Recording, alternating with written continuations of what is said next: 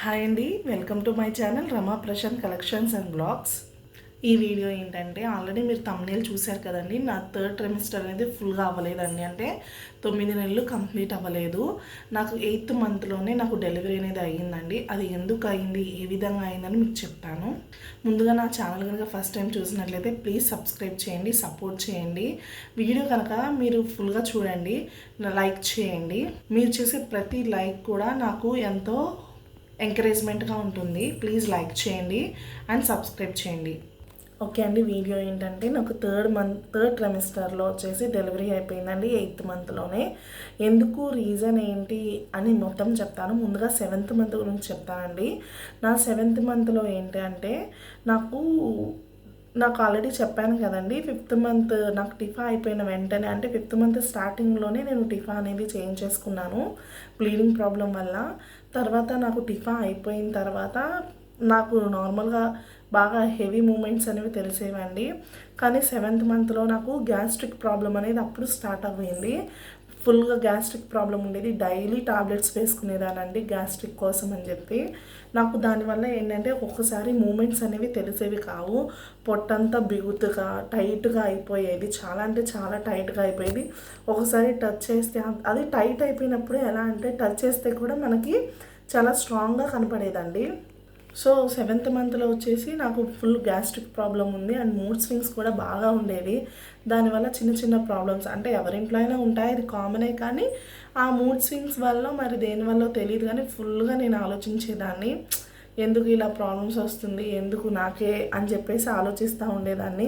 నేను చెప్పేది ఏంటి అంటే ఫస్ట్ అడ్వైజే అనుకోండి. ఎందుకు అంటే ఫస్ట్ స్ట్రెస్ తీసుకోవద్దండి ఎవరు. ఎందుకంటే ఈ లేట్ ప్రెగ్నెన్సీ వల్ల మనం ఎంత కేర్గా ఉంటామో అలానే స్ట్రెస్ అనేది అస్సలు తీసుకోవద్దండి.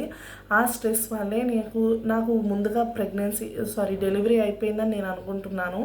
సో 8th మంత్ స్టార్టింగ్లో వచ్చేసి నాకు కాళ్ళ వాపులు వచ్చేసినాయి అండి. అంటే మరీ హెవీగా అయితే రాలేదు కానీ లైట్గా వచ్చింది. నాకు 7th మంత్ నుంచి ఇలా ఇంట్లో కొంచెం ఇష్యూస్ వల్ల, అంతేకాకుండా నాకు ఏంటంటే బేబీ బంప్ కనపడేది కాదు. అంటే పొట్ట ఎప్పుడు చూసినా లోపలిగానే ఉండేది. అంటే ఇన్ని ఇయర్స్ తర్వాత వచ్చిన తర్వాత ఆ ఫీల్ అనేది నేనైతే ఎంజాయ్ చేయలేదండి. అంటే మూమెంట్స్ అప్పుడు మాత్రమే నేను ఎంజాయ్ చేశాను. కానీ నేను ప్రెగ్నెంట్ అవ్వకముందు ఎవరైనా రోడ్డు మీద వెళ్ళినా సరే, బండిలో వెళ్ళినా సరే, అరే ఇలా నేను ఎప్పుడు అవుతాను, నేను ఎలా ఉంటాను, ఆ బేబీ బంప్తో అని చెప్పి నేను చాలా ఇమాజిన్ చేసుకునేదాన్ని. అలా ఇలా ఉంటుందేమోనని చేసి నేను ఎక్స్పెక్ట్ చేశాను, కానీ నాకు అసలు బేబీ బంప్ కనిపించలేదు. సో నేను డాక్టర్ విజిట్కి వెళ్ళినప్పుడు కూడా అడిగేదాన్ని, ఏంటి మేడం నాకు బేబీ బంప్ అయితే ఏమీ లేదు, అసలు పొట్టే కనిపించట్లేదు అని చెప్పి అడిగేదాన్ని. కానీ బేబీ మాత్రం అంతా నార్మల్గానే ఉంది. అన్ని వీక్స్ ఏవైతే వీక్స్ ఉంటాయో వీక్స్కి తగ్గట్టుగానే వెయిట్ అనేది ఉండేవాళ్ళండి. ప్రాబ్లం అయితే ఏమీ ఉండేది కాదు. బేబీ వెయిట్ ఎప్పుడైతే మనకు 9th మంత్ ఎప్పుడైతే స్టార్ట్ అవుతుందో 9th మంత్ నుంచి బేబీ బాగా స్పీడ్గా వెయిట్ అనేది పెరుగుతుందంట. కానీ బ్యాడ్ లక్ అండి, నాకు 8th మంత్ వచ్చి 15 or 13 డేస్కి నాకు డెలివరీ అయిపోయింది. అది నేను చాలా అంటే చాలా ఇప్పటికీ బాధపడతాను. మా పెద్ద బాబుని చూసినప్పుడల్లా, అరే నేను చేసిన చాలా మిస్టేక్ వల్ల ఇది ఇంత సన్నగా పుట్టాడు, ఇంత వెయిట్లెస్గా పుట్టాడే, ప్రీమెచ్యూర్ బేబీ అని చెప్పి చాలా సఫర్ అవుతా, చాలా బాధపడతా. ఎవరికి ఉన్నదండి ఆ బాధ, నాకు కూడా అంతేనండి. అంతగానే బాధపడుతూనే ఉంటాను గుర్తొచ్చినప్పుడల్లా కూడాను.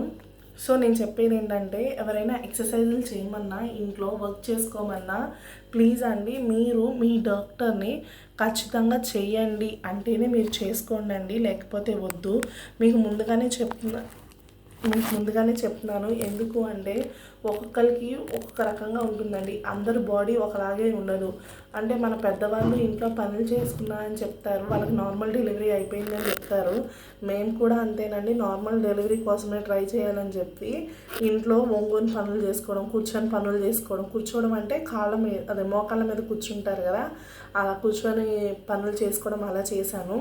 8th మంత్లో నాకు చేతులకి కాళ్ళకి స్వెల్లింగ్ వచ్చిందండి. ఓకే, ఇలా స్వెల్లింగ్ వచ్చింది కదా, మనం ఇలా ఉండడం కన్నా మనం వెళ్ళి వాకింగ్ చేద్దామని చెప్పి నేను వాక్ చేశాను. నేను చేసిన మిస్టేక్ అదేనండి. మీరు మాత్రం డాక్టర్ని కాంటాక్ట్ అవ్వకుండా, డాక్టర్కి చెప్పకుండా ఏ పనులు ఏమీ చేయొద్దు. నేనైతే అదే అనుకుంటున్నాను. అది ఒకటి. ఇంకొకటి ఏంటి అంటే మెయిన్ థింగ్, ఆలోచించొద్దండి, హెవీగా ఏమీ ఆలోచించొద్దు.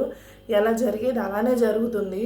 చెప్పడానికైతే చెప్తాం కానీ ఆలోచన అనేది ఖచ్చితంగా ఉంటుంది. కానీ నాకులాగా ఎవరికి జరగకూడదని చెప్పేసి నేను చెప్తున్నాను. నేను ఇలా వాకింగ్కి వెళ్ళాను. వాకింగ్కి వెళ్ళి నేను మా ఇంటికి మా మదర్ వాళ్ళ ఇల్లు దగ్గరేనండి. అటు ఇటు వాక్ చేసుకున్నాను. వాక్ చేసుకొని వచ్చేటప్పటికి నాకు మళ్ళీ బ్లీడ్ అయ్యింది. మా హస్బెండ్కి నేను చెప్తే, అంటే నీకు already 6th month 5th month 7th month కంటిన్యూగా నాకు బ్లీడ్ అవుతూనే ఉంటుంది, నీకు ఇది నార్మలే కదా, ప్రాబ్లం ఏమీ లేదు, టెన్షన్ ఏం పడద్దు, రెస్ట్ తీసుకో పడుకో అన్నారు. అది మార్నింగ్ 6 o'clockకే. అయితే ఓకే అనుకున్నాను. కానీ అది కొంచెంతో ఆగిపోలేదండి. హెవీ, ఇప్పుడు మనకి పీరియడ్స్ ఎలా వస్తాయి అలా హెవీ బ్లీడ్ అయ్యింది. ఇక మా సిస్టర్కి కాల్ చేశాను నేను, ఇలా హెవీ బ్లీడ్ అవుతుందంటే తను వచ్చి వెంటనే హాస్పిటల్కి కాల్ చేసింది. మేడం అసలు ఇమీడియట్గా రమ్మన్నారండి. ఆ టైంకి కూడా నా కోసం మేడం వచ్చేసారు. నేను ఎల్లప్పటికీ మేడం ఉన్నారు. ఓకే మేడంని కలిశాను. మేడం చెక్ చేసి కాంట్రాక్షన్స్ వస్తున్నాయి, నీకు పెయిన్స్ ఏమైనా తెలుస్తున్నాయా అని అడిగారు.